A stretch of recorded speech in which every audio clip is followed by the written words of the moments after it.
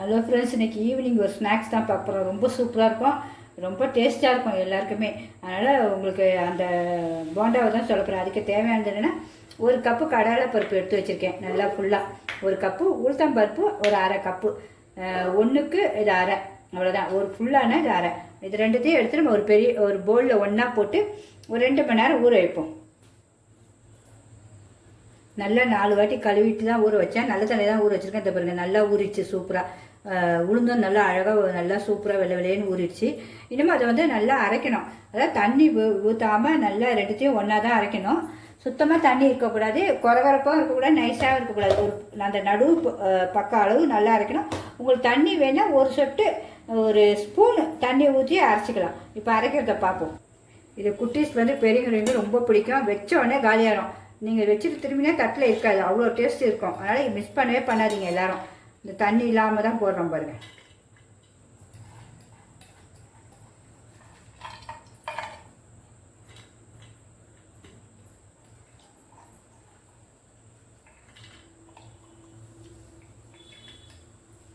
இனிமேல் அரைப்போம்.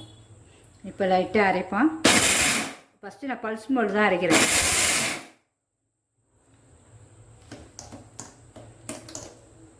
இந்த சைடு ஓரத்தெல்லாம் ஸ்பூன் வச்சு நம்ம எடுத்து விட்டுக்கலாம். கொஞ்சம் கிளறி தான் செய்யணும். உங்களுக்கு தண்ணி வேணும்னா ஒரு ஸ்பூன் ஊற்றிக்கலாம்.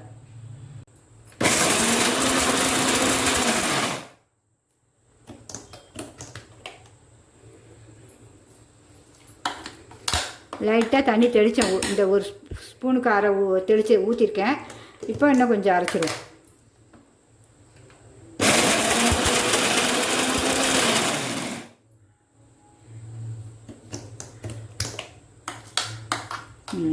பக்குவம் கரெக்டாக வந்துடுச்சு.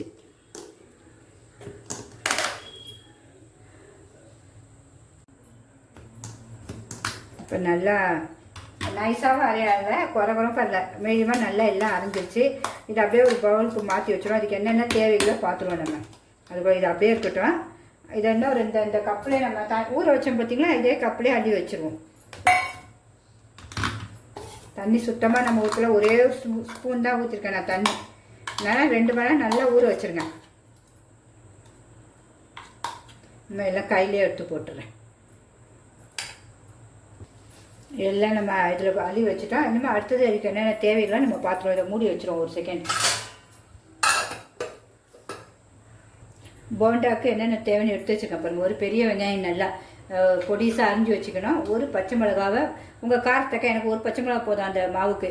அதனால் ஒரு பச்சை மிளகா பொடிசாக அரியணும். கொத்தமல்லி வாசனைக்கு, இன்னொரு எதிர்ப்பு சக்தியில். அப்புறம் கருவேப்பிலையும் பொடிசாக அரியணும். நம்ம அரிசி மாவு நமக்கு ஒரு 2 ஸ்பூன் போடணும் அதில் நம்ம. அதனால் எடுத்து வச்சுக்கணும். நான் அளக்கலை, நம்ம போடும்போது அளந்துக்கலாம். ஓமம் ரொம்ப வாசனையாக இருக்கும், சூப்பராக இருக்கும் போண்டாக்கலாம். இந்த வயிறு வலிலாம் இருக்காது. ஓமத்தை நல்லா நசுக்கி போடணும், அதுவும் காட்டுறேன். உப்பு தேவைக்கு ஏற்ப. அப்புறம் மிளகாத்தூள், அதுக்கு கொஞ்சம் காரத்துக்கும் நம்ம பச்சை மாவும் போடுவோம், மிளகாத்தூளும் போடுவோம். வெங்காயமும் பச்சை மாவும் அரிஞ்சிட்டு இப்போ அடுத்தது பார்ப்போம். எல்லாம் அரிஞ்சிட்டு வந்துட்டேன். இனிமேல் எல்லாம் இதில் ஒன்று ஒன்றா போட்டுருவோம். வெங்காயம் உங்களுக்கு என்னுடைய சமையல் பிடிச்சிருந்தா கண்டிப்பாக ஒரு லைக் பண்ணிவிடுங்க. வெங்காயம் ரொம்ப டேஸ்ட்டாக இருக்குது. தொகையில் தேங்காய் தொகையெல்லாம் அவ்வளோ டாப்பாக இருக்கும். வச்சு ஒரு காஃபி குடிச்சிங்கன்னா ஈவினிங் ஸ்நாக்ஸ் சூப்பராக இருக்கும். இன்றைக்கி அதுக்கு தான், எனக்கு ஈவினிங்காக தான் நான் செய்ய ஆரம்பிச்சிட்டேன் இன்றைக்கி. அப்புறம் பச்சை மிளகாய், கருவேப்பிலை நல்லா பொடிசாக அரிஞ்சிருக்கேன். கொத்தமல்லி, இஞ்சி, பச்சை மிளகாய் எல்லாம் அரிஞ்சதெல்லாம் இதில் போட்டுருவோம். கொஞ்சோண்டு மஞ்சத்தூள், கிருமி நாசி பார்த்தீங்களா, மிளகாத்தூள் உங்கள் காரத்துக்கு. நான் பச்சை மிளகாய் போட்டுக்கான சும்மா கொஞ்சம் தான், இந்த சின்ன ஸ்பூனுக்கும் ஒரு 1/4 ஸ்பூன் காரத்துக்கு. அப்புறம் உப்பு சுவைக்கு ஏற்ப. உப்பு நம்ம போட்டு அரைக்கலை. உங்களுக்கு வெங்காயமும் இந்த உப்பும் போடும்போது இப்போ கொஞ்சம் தண்ணி வரும்.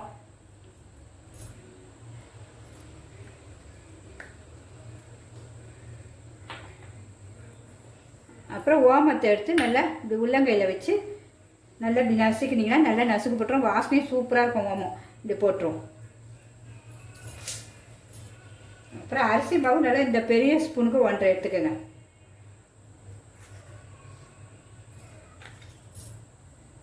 நம்ம இப்போ வந்து கையில் தான் கலக்க போகிறோம்.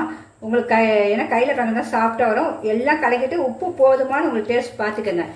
பத்தலைனா போட்டுக்கோங்க. 1.5 ஸ்பூன் போட்டுக்கலாம். சப்போஸ் உங்களுக்கு தண்ணியாக இருக்குன்னு தோணுச்சுன்னா ஒரு அரை ஸ்பூன் நீங்கள் இது அரிசி மாவு கூட கலந்துக்கலாம். அப்படி உங்களுக்கு கட்டியாக தான் இருக்குன்னா ஓகே, வேண்டாம். எனக்கு இது வந்து கரெக்டாக இருக்குது. இது பாருங்கள், நம்ம அந்த போண்டாக்கு இப்படி எடுத்து கிள்ளி போடணும்ல, இந்த கரெக்டாக இருக்குது எனக்கு பக்குவம். வந்து பாருங்கள், தண்ணியாக இருந்தால் கஷ்டம் இல்லை, இது கரெக்டாக இருக்குது. அதனால் எனக்கு இது ஓகே. கொஞ்சம் நல்லா கையை விட்டு நல்லா எல்லா பக்கமும் அது கலந்து விடணும். நல்லா சூப்பராக இருக்கும், முறுன்னு இருக்கும் பாருங்கள் இந்த போண்டா. எல்லாருக்குமே இது பிடிக்கும். இனிமேல் நம்ம எண்ணெய் கடாய் வச்சு நமக்கு இஷ்டம் போல் எவ்வளோ சைஸ் வேணுமோ அவ்வளோ சைஸ் போட்டுக்கலாம். சைஸும் கிடையாது, நம்ம அப்படியே கிள்ளி தான் போடணும். இன்னும் உண்மை மூடி வச்சுருவோம். இப்போ எண்ணெய் வச்சுருவோம் கடாயில். இப்போ நம்ம கடாய் வச்சாச்சு, எண்ணெயை ஊற்றுவோம். எந்த எண்ணெய் வேணாலும் நீங்கள் ஊற்றலாம். உங்களுக்கு எண்ணெய் பொரிக்கிறதுக்கு எண்ணெய் ஊற்றிங்களோ ஊற்றிக்கலாம். கடாயில் எண்ணெய் சூடாகட்டும். அந்த மாவும் ரெடியாக இருக்குது நமக்கு. அடுத்தது நம்ம இந்த மாவை வந்து தொட்டு எடுக்கிறதுக்கு கொஞ்சோண்டு தண்ணி வச்சுக்கணும், தொட்டு இப்படி போடுறதுக்கு. பிகினர்ஸ் பிள்ளைங்க கொஞ்சம் ஜாக்கிரதையாக பார்த்து போடணும், கையெல்லாம் பற்றக்கூடாது. இது நம்ம வெந்துச்சா ஃபஸ்ட்டு சட்டி காஞ்சிச்சான்னு கொஞ்சோண்டு போடுவோம். போட்டால் அது உப்பி மேலே வரும். அப்போனா நமக்கு வெந்துச்சு அர்த்தம் பார்ப்போம்.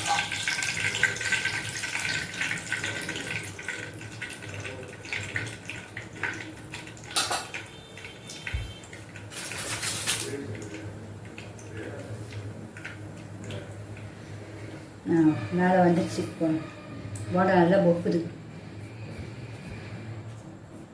இனிமேல் நம்ம ஒன்று ஒன்றா போட்டுருவோம். ஸ்லோவாக ரொம்ப ஹையில் இருக்கக்கூடாது, மீடியமாக ஒரு பாதி ஸ்டவ்வில் வச்சுக்கோங்க.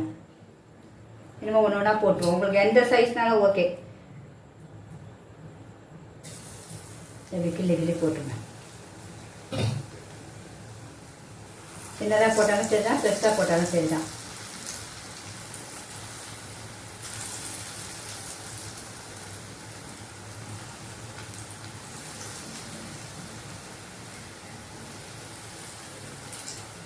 எண்ணெய் இருக்கிற வரைக்கும் போடுவோம். அப்புறம் அடுத்த செட்டு போட்டுக்கலாம். இது தேங்காய் சட்னி சூப்பராக கட்டி சட்னி தான் அரைக்கணும். அது செம்ம டேஸ்ட்டாக இருக்கும். சாப்பிட்டு ஒரு டீ வச்சு குடிச்சிங்கன்னா ஈவினிங் ஸ்நாக்ஸ் சூப்பராக முடிஞ்சிடும். அப்படியே லைட்டாக மாற்றி போடுவோம். ஒன்று வாசனையாக அப்படியே சூப்பராக இருக்குது அந்த ஓமெல்லாம்.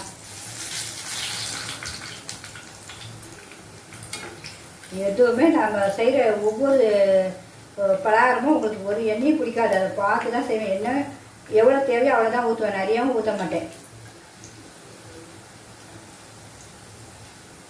நல்லா செவந்து வரணும் கலரு. உள்ளே வேகணும், பொறுமையாக நம்ம ஸ்லோவில் தான் இருக்கணும். உள்ளே வேகணும்ல, மாவு இல்லை, இது கடலை பருப்பு உளுந்து இல்லை.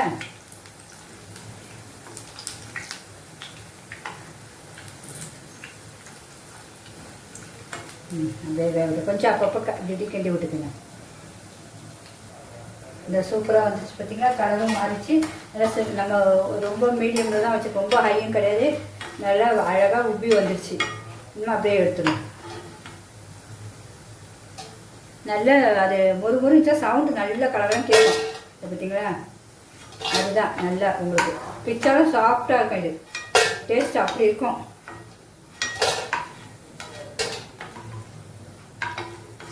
நம்ம அடுத்ததையும் போட்டுருவோம். எண்ணெய் சுத்தமாக குடிக்கல, இதை பாருங்க, எண்ணெயே குடிக்கல இதில்.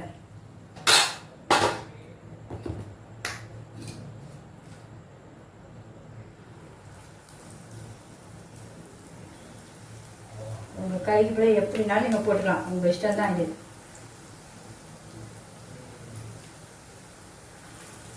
அந்த ஒரு கப்பை எவ்வளோ வருது பாருங்க. இது உண்மையாகவே எல்லாருமே வீட்டில் நிறைய பிள்ளைங்க வீட்டில் ஃபேமிலி, பெரிய ஃபேமிலியில் கூட அழகாக போட்டு சாப்பிடலாம். இது பிள்ளைங்களுக்கு ஈவினிங் எல்லாம் கொடுத்து எல்லாருமே சூப்பராக இருக்குன்னுவாங்க. எல்லாருமே ட்ரை பண்ணி பாருங்கள். நிறைய பேர் நல்லா இருக்குன்றாங்க. ரொம்ப சந்தோஷமாக இருக்குது அதை கேட்கும்போதே. நம்ம செஞ்சு ஒருத்தர் செய்கிறாங்க. பிகினர்ஸ் பிள்ளைங்க கூட ஒரு 2 பிள்ளைங்க தெரிஞ்ச பிள்ளைங்க சொல்லிச்சிங்க, ஆண்டி உங்களுக்கு ரொம்ப நல்லா இருந்துச்சு ஆண்டி செஞ்சேன் ஆண்டின்னு. அதுமாதிரி எல்லாருமே பிடிச்சிட்டா கண்டிப்பாக ஒரு லைக் பண்ணுங்கள். போட்டா பாருங்கள் எவ்வளோ புசுன்னு வருது பாருங்கள். நல்லா இருக்கும், ரொம்ப சூப்பராக இருக்கும். அது சாப்பிடே அவ்வளோ டேஸ்ட்டாக இருக்கும். ஈவினிங் ஸ்நாக்ஸுக்கு சூப்பர் டக்கருங்க. திடீர்னு யாராவது உங்களுக்கு வந்துட்டாங்களா, நீங்கள் அந்த உளுந்தும் கடலைப்பருப்பை மட்டும் தான் ஊற வைக்கணும். ஊற வச்சுட்டு டக்குன்னு செஞ்சு கொடுத்துடலாம். நமக்கு ஊறுறதுக்கு மட்டும் தான் இது டைம், வேறு ஒன்றும் இல்லை. எல்லாம் நம்ம வீட்டுடைய பொருள்கள் தான். வெளியில் இருந்தால் எந்த பொருளுமே போட மாட்டேன். சோடா மாவுலாம் இருக்கனால அதை செய்யவே மாட்டேன். அதை பார்த்து வேறு எதாவது தான் செய்வேன். சோடா மாவு ஐட்டமே தொட மாட்டேன்.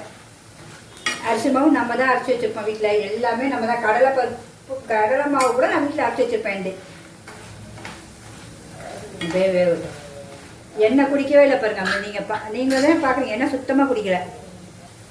அவ்வளோ எல்லாம் நல்லா அழகாக வந்துருச்சு. எடுத்துருவோம். நம்ம அரைக்கிற பக்குவம் தான் மெயின்ங்க.